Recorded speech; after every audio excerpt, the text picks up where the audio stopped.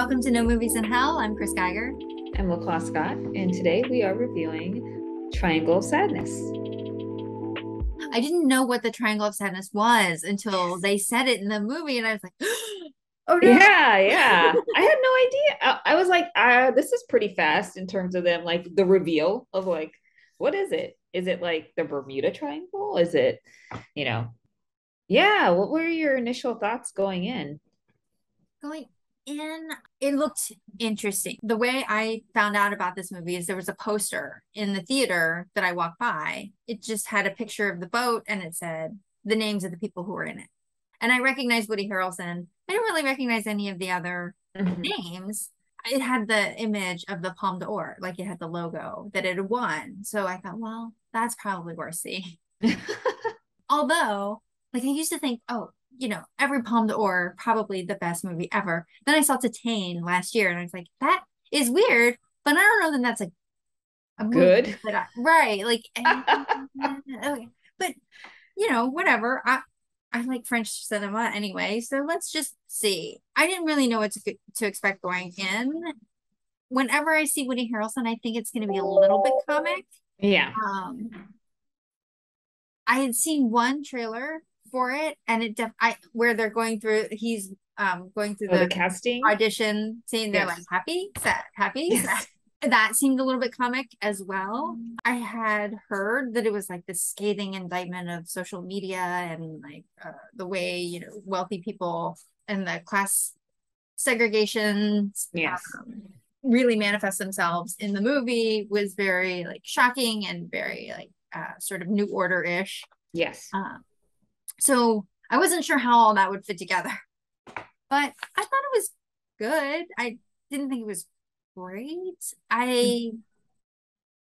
It was a little bit too much like Don't Look Up, which is where they're just felt like a little bit too overtly preachy Mm-hmm. about the social media, the model who's the influencer and Mm-hmm. her relationship, and then the trophy wife sort of turnabout is fair play thing. But I did like a lot of it, like when they're in the jungle and they are afraid of the donkey Yes. Oh my and gosh. they club it in the head and they're like so triumphant, but then they realize like, oh no, it's not dead, so we have to kill it. And then, then the guy starts to cry, right? Because he's like, Yes. oh, no, the gravity of what he's just done sort of hits him. I wouldn't say it's the best movie I've ever seen, but it was good. It was worth an afternoon for sure. Okay. Yeah. What about Um, you? I love this film. Um, Yeah. I like that it's kind of like a scathing satire. I just didn't know where it was gonna go.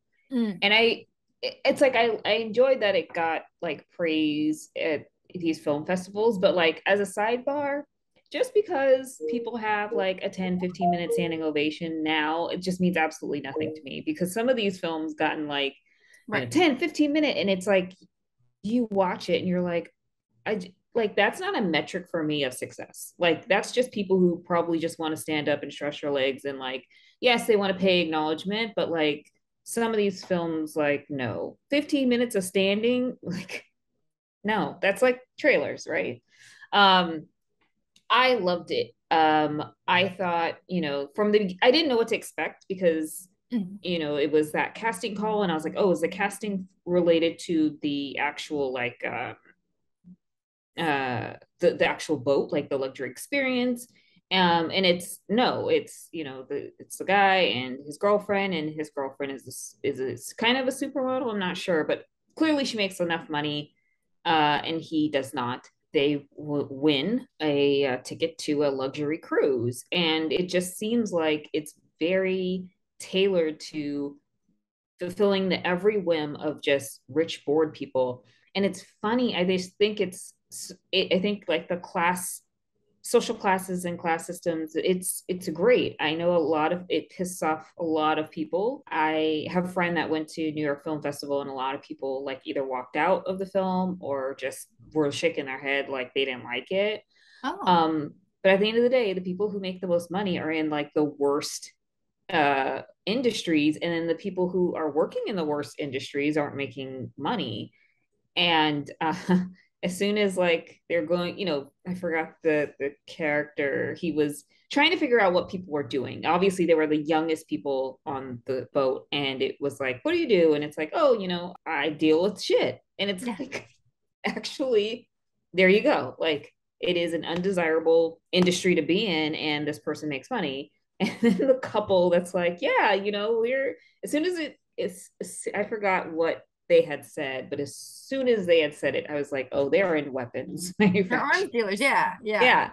And I was just like, oh my gosh. But I just thought it was funny. And I love Abigail. I think she's amazing. And she tried to do the best that she could to kind of manipulate the situation. But at the same time, like for me, I question that boat that she brought had could fit 24 people, and she just didn't, it wasn't like a equal, everybody's equal, which I think was kind of the underlying tone of everything. Like everybody's equal.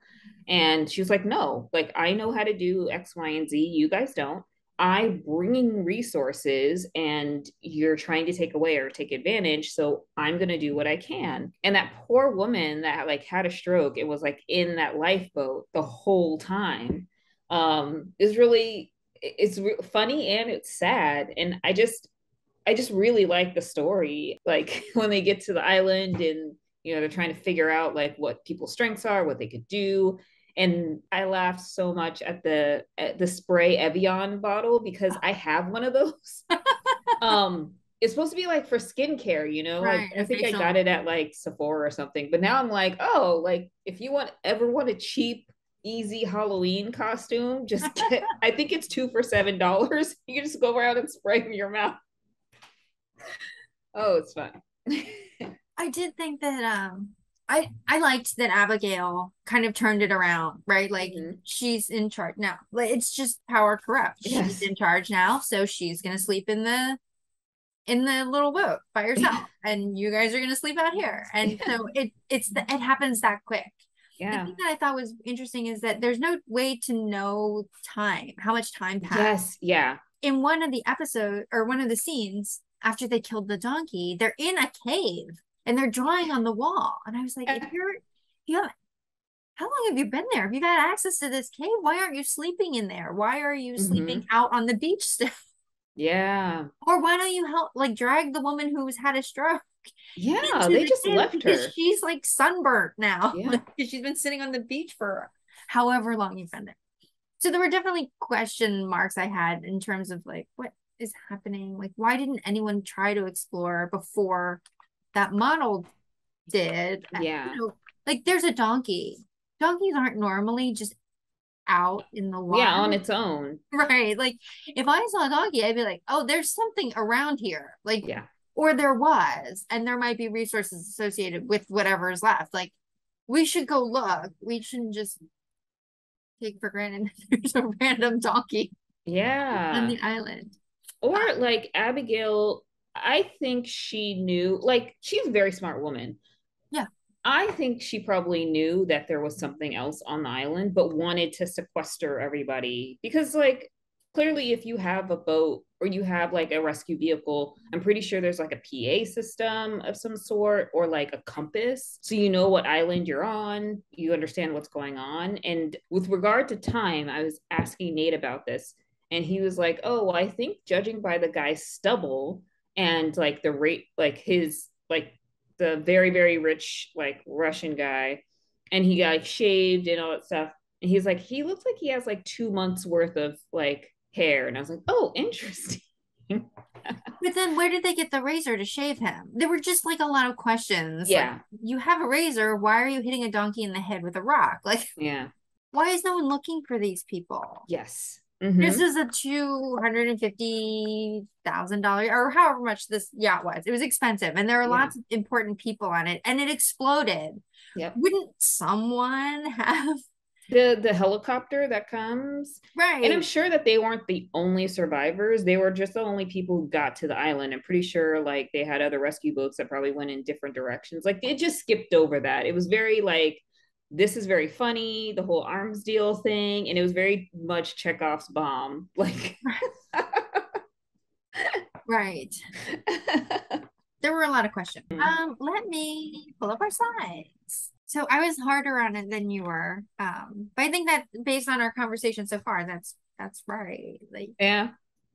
I just thought it was like it was such a great satire. It was just so funny. Like you can't take it seriously. Like things like this would never happen. Like you would never have like a captain that didn't want to greet, the people, that was completely over it and wanted to not even have like the fancy food, not want to say hi, not want to address um the people on board, but going all the way to the first scene where they're just kind of making fun of the models and you know during the casting process, it was sad. It was funny and it was really sad.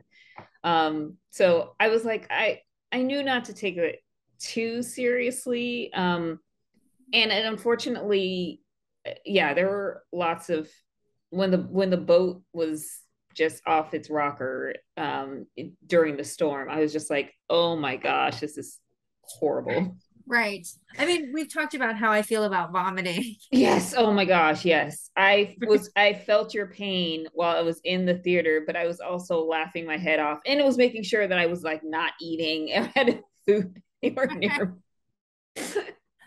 Right. But also, like, that seemed extreme, right? Like, Mm-hmm. okay, you're on a boat and it's storming, but this is a nice boat. Like, they have precautions. Like, the toilet is not going to explode the way that did. And then all the people were like kind of just sitting in the hallway. Like, why wouldn't you be in your bed? Like, Yeah, in why your wouldn't you be in your room. room? Just Mm-hmm. why are you? So a lot of that seemed like, no. Okay. It was very gratuitous and gross. Yes. But the fact that Woody Harrelson is drunk from day one and won't Yes. come out of his office, like, Yes. yeah, or his room, over the top. Acting, threes. Yeah. Cinematography, threes. Costumes, you gave it a three. I give it a two. I did. I really enjoyed like especially just the different ways with which every person kind their character came out in their costume. Mm, Even down to like the model, and when she got to the island she's wearing this like clearly expensive gown. She's gonna go hiking and she's gonna go do this and do that, and like it's very limited, but it's kind of like that was in her mind of this is what she decided to wear as they were like getting on a boat to leave the island. right. One of the things that I thought was great was when they're sort of negotiating that he's going to go with Abigail Yeah. and she's got the box of pretzels Yes. and she's like, giving him advice, laugh at her jokes, like all the things to be like sort of amenable and like win her over, but without like really committing. Yes, it's like a hostile situation. Right, right. Production quality, three, Rater's Mhm. Choice. You gave it a three. I did. I really liked it. I just thought it was just, biting satire. Story, three, soundtrack, we were the same. So yeah, definitely above average movie, for sure. Do you have any other thoughts or feelings on this movie?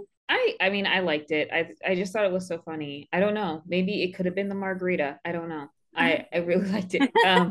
And I started recommending it to friends immediately after seeing it. So it's good. Awesome. Now, did you see New Order?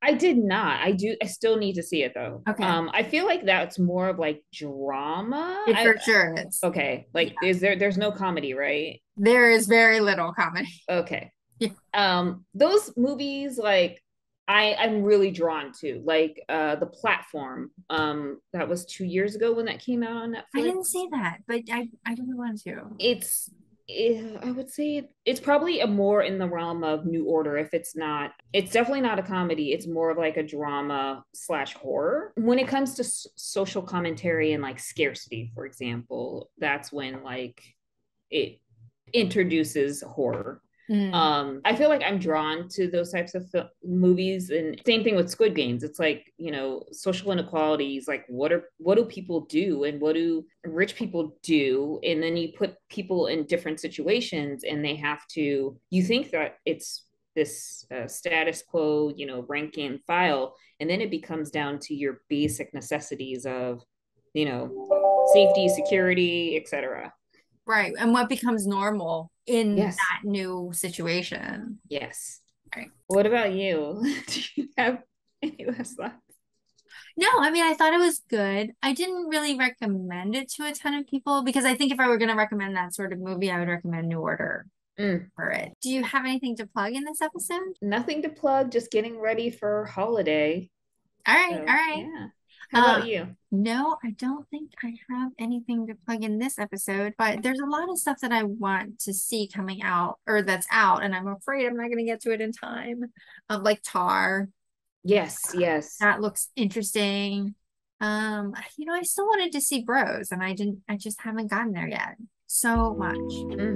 We'll get to it. We'll get to it. All right. Well, thanks everyone for joining, and we'll see you next time. See you next time. Thank you. Bye bye.